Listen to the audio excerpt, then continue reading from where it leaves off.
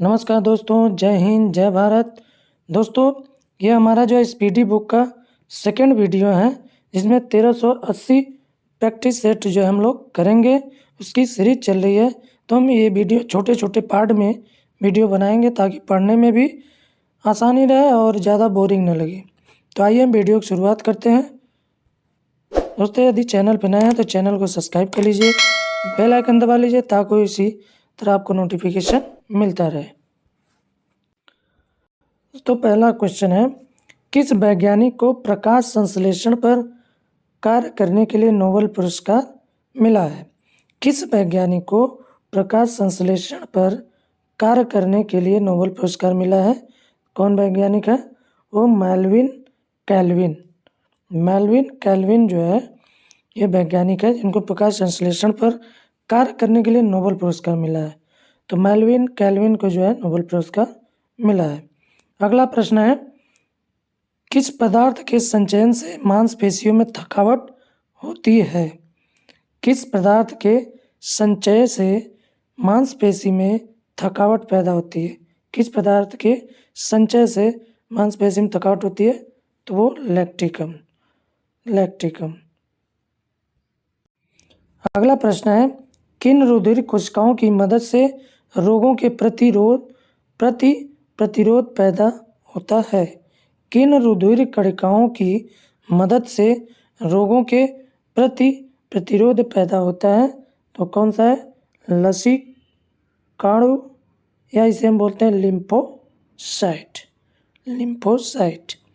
तो लिम्फोसाइट कोशिकाओं की मदद से जो है रोगों के प्रति प्रतिरोध पैदा होता है। क्लियर। अगला प्रश्न है, मनुष्य में लाल रुधिर कोशिकाओं के जीवन की अवधि कितनी होती है? ये वेरी मोस्ट इम्पॉर्टेंट क्वेश्चन है। मनुष्य में जो लाल रुधिर कोशिकाओं के जीवन की अवधि कितनी होती है? वो 120 दिन। लाल रुधिर कोशिकाओं का जीवन काल कितना होता है? 120 दिन। अगला प्रश्न है, सीरा रक्त को ऑक्सीकरण के लिए फेफड़ों तक किसके द्वारा ले जाया जाता है? सीरा रक्त को ऑक्सीकरण के लिए फेफड़ों तक किसके द्वारा ले जाया जाता है? तो जो है धमनी द्वारा जो है ले जाया जाता है। अगला प्रैक्टिस सेट है आरआरबी भुवनेश्वर 1993 में जो क्वेश्चन आए हैं उसका जो हम प्रैक्टिस सेट यहाँ देखेंगे। आरआरबी भुवनेश्वर 1993 का। तो क्वेश्चन है, कृत्रिम गुर्दा किस सिद्धांत पे कार्य करता है? कृत्रिम गुर्दा जो है किस सिद्धांत पे कार्य करता है? तो वो अपोहन, या इसे बोलते हैं डायलिसिस। कृत्रिम गुर्दा किस सिद्धांत पे कार्य करता है? डायलिसिस या अपोहन सिद्धांत पे। अगला प्रश्न है, एक व्यक्ति की आंखों का रंग काला, नीला या भूरा उस वर्ण पिगमेंट पर आश्रित है किसमें पाया जाता है? तो परितारिका, या उसे हम बोलते हैं आइरिस। परितारिका, इसे हम बोलते हैं आइरिस। एक व्यक्ति की आंखों का रंग काला, नीला या भूरा उस वर्ण या उस पिगमेंट पर आश्रित है किसमें पाया जाता है? तो परितारिका, या उसे हम बोलते हैं आइरिस में पाया जाता है। अगला प्रश्न है, जब आँख में धूल चली जाती है तो कौन सा हिस्सा सूजकर गुलाबी हो जाता है? जब आँख में धूल चली जाती है तो कौन सा हिस्सा सूजकर जो गुलाबी हो जाता है? तो वो होता है नेत्र श्लेष्मला, या उसे हम बोलते हैं कंजकटिवा। उसे हम बोलते हैं नेत्र श्लेष्मला या कंजकटिवा। क्लियर। नेत्र श्लेष्मला या कंजकटिवा बोलते हैं। अगला प्रश्न है, बच्चे के दूध पीते समय स्तनों में दूध का निष्कासन किसकी मदद से होता है? बच्चे के दूध पीते समय स्तनों में जो दूध का निष्कासन किसकी मदद से होता है? तो ऑक्सीटोसिन की मदद से। अगला प्रश्न है निषेचन सामान्यतः कहाँ होता है? निषेचन सामान्यतः कहाँ होता है? फैलोपियन ट्यूब में। फैलोपियन ट्यूब में ऐसे बोलते हैं डिंबवाहिनी नलिका में। निषेचन सामान्यतः कहाँ होता है? डिंबवाहिनी नली या फैलोपियन ट्यूब में। अगला प्रश्न है कृत्रिम वीर्य सेचन के उद्देश्य से वृषभ वीर्य को किसमें संचित किया जाता है? कृत्रिम मतलब जो बनाया जाता है। कृत्रिम वीर्य सेचन के उद्देश्य से वृषभ वीर्य को किसमें संचित किया जाता है? द्रव नाइट्रोजन में। अगला प्रश्न है किस पादप का पुष्प सबसे बड़ा होता है? किस पादप या पौधे का पुष्प सबसे बड़ा होता है? रेफ्लेसिया। कौन सा पौधा है? रेफ्लेसिया का पुष्प सबसे बड़ा होता है। हम आरआरबी सिकंदराबाद 1993 का प्रैक्टिस देखेंगे। असत्य फल मुख्य रूप से कौन कौन है? असत्य फल मुख्य रूप से कौन कौन से हैं? वह है नारियल, कटहल, सेब। असत्य फल मुख्य रूप से कौन कौन है? नारियल, कटहल, सेब। अगला प्रश्न है किसी वृक्ष की आयु कैसे पता चलती है? किसी वृक्ष की आयु कैसे पता चलती है? तो वलयों को गिनकर जो है वृक्ष की आयु पता की जाती है। जैसे ये कोई काटा जाता है पेड़ तो उसमें वलय होते हैं, रिंग होते हैं। उस रिंग या वलय को गिनकर जो उसकी आयु पता की जाती है। क्लियर? अगला प्रश्न है जल संवर्धन या हाइड्रोपोनिक्स क्या है? जल संवर्धन या हाइड्रोपोनिक्स क्या है? बिना मिट्टी के पादप उगाना। जल संवर्धन या हाइड्रोपोनिक्स क्या है? बिना मिट्टी के पौधे उगाना। क्लियर? अगला प्रश्न है किस वैज्ञानिक को अनुवांशिकी का पिता कहा जाता है? किस वैज्ञानिक को अनुवांशिकी का पिता कहा जाता है? अनुवांशिकी का पिता कौन है? Gregor Mendel. Very very most important question. किस वैज्ञानिक को अनुवांशिकी का पिता कहा जाता है? ग्रेगर मेंडल को। अगला प्रश्न है किसी बच्चे का लिंग निर्धारण किससे होता है? किसी बच्चे का जो लिंग का निर्धारण होता है किससे होता है? वो पिता के गुणसूत्रों से जो है बच्चे का लिंग का निर्धारण होता है। अगला प्रश्न है मनुष्यों में गुणसूत्र की संख्या है? Very very most important. मनुष्यों में गुणसूत्र की संख्या कितनी होती है? 46। अगला प्रश्न है जो मक्का को मुख्य अनाज की तरह आहार में लेते हैं उनमें किस विटामिन की कमी की संभावना रहती है? जो मक्का का मुख्यतः अनाज की तरह भोजन में लेते हैं, मुख्य रूप से भोजन में लेते हैं, तो उनमें से किस विटामिन की कमी की संभावना उनमें रहती है? तो विटामिन B1 की कमी होती है। जो मक्का का मुख्य रूप से भोजन के रूप में सेवन करते हैं तो उनमें विटामिन B1 की कमी होती है। किसी सदिश राशि का परिमाण कभी नहीं हो सकता है। किसी भी सदिश राशि का परिमाण ऋणात्मक या माइनस नहीं हो सकता है। किसी सदिश राशि का परिमाण कभी भी ऋणात्मक नहीं हो सकता। अगला प्रश्न है कपास रेशा किससे प्राप्त होता है? कपास जो रेशा होता है किससे प्राप्त होता है?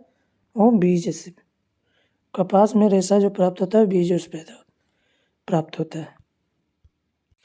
अब अगला प्रैक्टिस आइटम देखेंगे आरआरबी गुवाहाटी 1993 की। पहला प्रश्न है ताजे निकले मूत्र में कोई खास गंध नहीं आती है लेकिन कुछ समय बाद उसमें अमोनिया जैसी तेज गंध आने लगती है, क्यों? क्योंकि जीवाणुओं द्वारा यूरिया अमोनिया में बदल जाता है। ताजे मूत्र में कोई खास गंध नहीं आती है लेकिन कुछ समय बाद उसमें अमोनिया जैसे तेज गंध आने का क्या कारण है?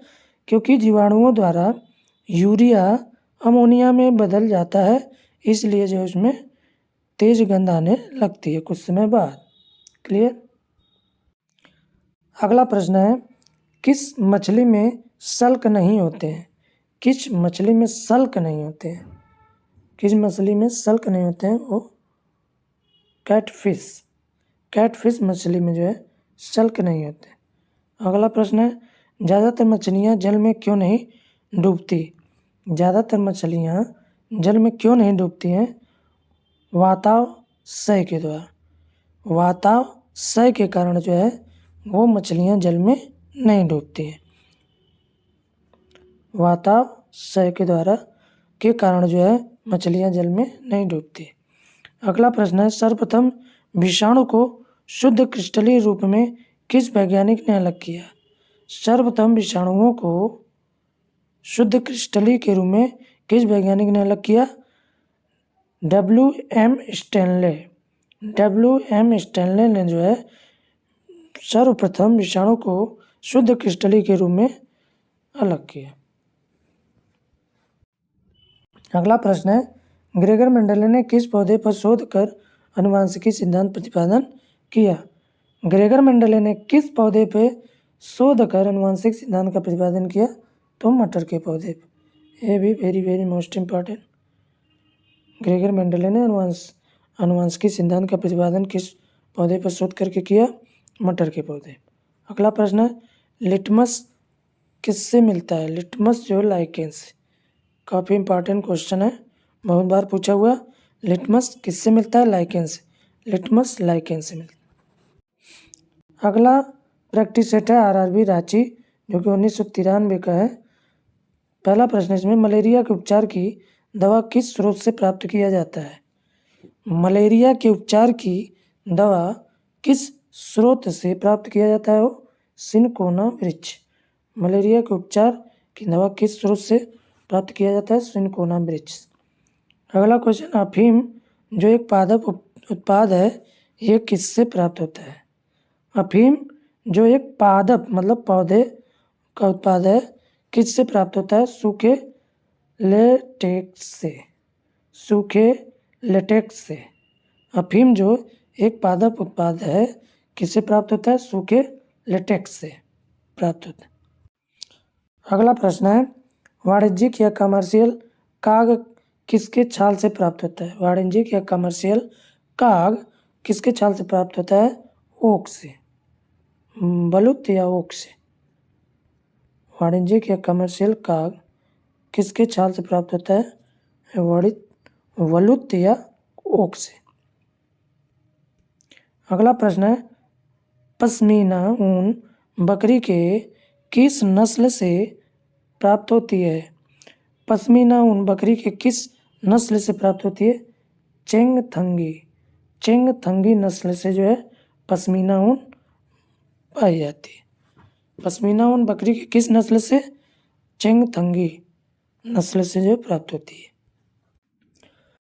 अगला क्वेश्चन है, मवेशियों में बांझपन किस रोग के कारण होता है? मवेशियों में बांझपन किस रोग के कारण होता है? बेंग रोग। बेंग रोग के कारण मवेशियों में जो है बांझपन रोग होता है। अगला प्रश्न है, अधिक शराब पीने वाले लोग अधिकांशतः किस बीमारी से मरते हैं? सूत्रण रोग या सिरोसिस। सूत्रण रोग या सिरोसिस बीमारी के कारण मरते हैं। अगला प्रश्न है, राइबोसोम किसका कार्य करती है? राइबोसोम का किसका कार्य करती है? ये प्रोटीन संश्लेषण का कार्य करती है। राइबोसोम किसका कार्य करती है? प्रोटीन संश्लेषण का। प्रोटीन संश्लेषण का। राइबोसोम जो है 2 टाइप का होता है। राइबोसोम जो है 2 टाइप का होता है। पहला जो टाइप है वो जो है 70S और 80S। S का मतलब होता है सेडिमेंटेशन कोफिशिएंट। Sedimentation coefficient. इसका मतलब S का मतलब ये हो गया, इसमें 70S में जितने बैक्टीरिया आँख से न दिखाई देते हों वो 70S में आते हैं। और भारी मनुष्य में, जैसे मनुष्य में, गाय में, भैंस में जो है 80S पाया जाता है। हाँ, छोटे छोटे जीव जंतु वायरस, छोटे छोटे वायरस बैक्टीरिया में जो है 70S पाया जाता है। अगला प्रश्न है, मरुस्थल में उगने वाला पौधा क्या कहलाता है? मरुस्थल में उगने वाले पौधे क्या कहलाते हैं? मरुद्भिद। मरुस्थल में उगने वाले पौधों क्या बोलते हैं? मरुद्भिद या जेरोफाइट। मरुद्भिद या जेरोफाइट। अगला प्रैक्टिस सेट हमारा जो है आरआरबी कोलकाता 1994। पहला क्वेश्चन है इसमें, भोपाल में 1984 में जो गैस लीक हुई थी, भोपाल में 1984 में जो गैस लीक हुई थी, कौन सी गैस थी? ये बहुत बार क्वेश्चन पूछा गया है। भोपाल गैस त्रासदी में जो गैस लीक हुआ था, कौन सी गैस थी? वो methyl isocyanide. Methyl isocyanide, very very most important. अगला प्रश्न है, भैंस की मुख्य नस्लें कौन कौन सी है? भैंस की मुख्य नस्लें कौन कौन सी है? उसमें मुर्रा, सुरती, भदवाड़ी, जफराबादी और मेहसाना। भैंसों की नस्लें मुर्रा, सुरती, भदवाड़ी, जफराबादी और मेहसाना। अगला प्रश्न है, केंद्रीय बकरी अनुसंधान संस्थान की स्थापना कहाँ की गई है? केंद्रीय बकरी अनुसंधान संस्थान की स्थापना कहाँ की गई है? उत्तर प्रदेश के मथुरा के पास मखदूम में। उत्तर प्रदेश के मथुरा के पास मखदूम में स्थापना की गया है केंद्रीय बकरी अनुसंधान का। अगला प्रश्न है, राष्ट्रीय ऊंट अनुसंधान केंद्र कहाँ है? बीकानेर, राजस्थान। राष्ट्रीय ऊंट अनुसंधान केंद्र कहाँ है? बीकानेर, राजस्थान। केंद्रीय बकरी अनुसंधान उत्तर प्रदेश के मखदूम में। अगला प्रश्न है, दालचीनी कहाँ से प्राप्त होती है? तो वृक्षों की छाल में। दालचीनी जो हम गरम मसाले में प्रयोग करते हैं, तो दालचीनी कहाँ से प्राप्त होती है? वृक्षों के छाल से। मसालों की रानी किसको कहा जाता है? इलायची। मसालों की रानी इलायची। मसालों की रानी जो है इलायची। अगला प्रश्न है, फूलों का अध्ययन क्या कहलाता है? एंथ्रोलॉजी। फूलों का अध्ययन एंथ्रोलॉजी। फूलों का अध्ययन एंथ्रोलॉजी। कोशिका का अध्ययन साइटोलॉजी। कोशिका का अध्ययन साइटोलॉजी। अगला प्रश्न है, पेडोलॉजी में किसका अध्ययन किया जाता है? पेडोलॉजी में मिट्टी का अध्ययन किया जाता है। पेडोलॉजी में मिट्टी का अध्ययन किया जाता है। अगला प्रश्न है, सिस्टेमा नेचुरे किस पुस्तक है? सिस्टेमा नेचुरे किसकी पुस्तक है? Karl Linnaeus. कार्ल लिनियस की। सिस्टेमा नेचुरे किसकी पुस्तक है? कार्ल लिनियस की। अगला प्रैक्टिस सेट है आरआरबी त्रिवेंद्रम 1994 की। दूध से दही के रूप में जमने का क्या कारण है? Very very most important. दूध से दही के रूप में जमने का क्या कारण है? लैक्टोबैसिलस। लैक्टोबैसिलस। दूध से दही जमना का कारण क्या है? लैक्टोबैसिलस। Bacillus, lactobacillus. अगला प्रश्न है, विषाणु में क्या होता है? विषाणु में क्या होता है? न्यूक्लिक एसिड और प्रोटीन। विषाणु में जो है न्यूक्लिक एसिड और प्रोटीन होता है। अगला प्रश्न है, जंतुओं में होने वाली फुट एंड माउथ रोग किसके कारण से उत्पन्न होता है? विषाणुओं के। जंतुओं में होने वाली फुट एंड माउथ रोग किसके कारण उत्पन्न होती है? विषाणुओं का। अगला प्रश्न है, किस शैवाल से आयोडीन प्राप्त होता है? किस शैवाल से आयोडीन प्राप्त होता है? तो लैमिनेरिया। लैमिनेरिया शैवाल से जो है आयोडीन प्राप्त होता है।